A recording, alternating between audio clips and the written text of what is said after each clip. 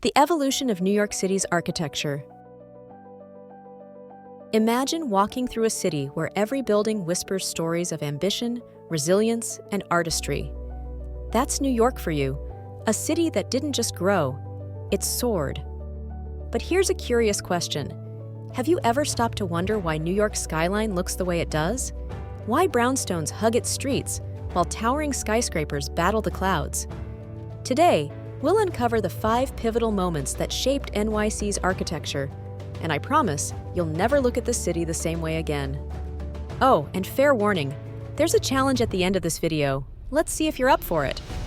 Our story begins in the 1600s when Dutch settlers brought their vision to the island of Manhattan. Picture quaint wooden houses with steep roofs and tall chimneys lining dirt streets. Sounds cozy, right? Not quite the concrete jungle we know today. But here's the twist. These early structures were built more for survival than style. Who had time for aesthetics when you were busy avoiding bears and trying not to freeze in the winter? Still, these humble beginnings laid the foundation, literally, for what was to come. Speaking of bears, don't worry, the only thing you need to avoid in NYC today is overpriced coffee and the occasional overly friendly pigeon. Fast forward to the 19th century, and New York was booming. Enter the brownstones, those charming row houses that feel like a warm hug on a brisk autumn day. Why brownstone? It was affordable, durable, and, fun fact, it wasn't actually brown. The stone's color is a result of its iron content oxidizing over time. Science, right? These homes became symbols of stability and style, creating the perfect backdrop for family strolls, block parties, and the occasional Hollywood movie set.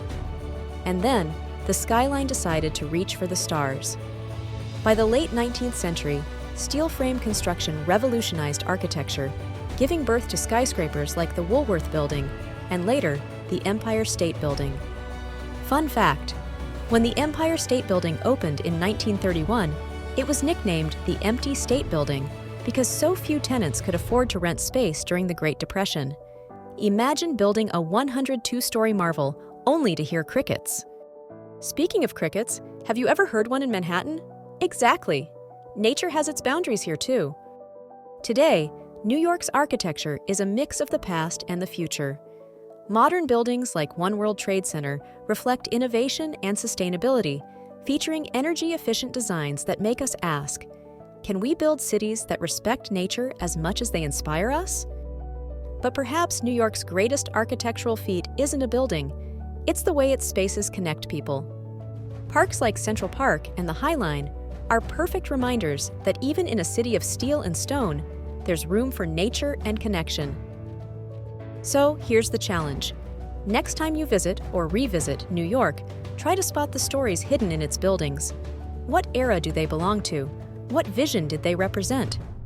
And if you're curious to explore more, click on the next video where we'll dive into the secret design of Central Park, a masterpiece hiding in plain sight. See you there. A time-lapse of New York City at night, with shimmering lights and a glowing skyline.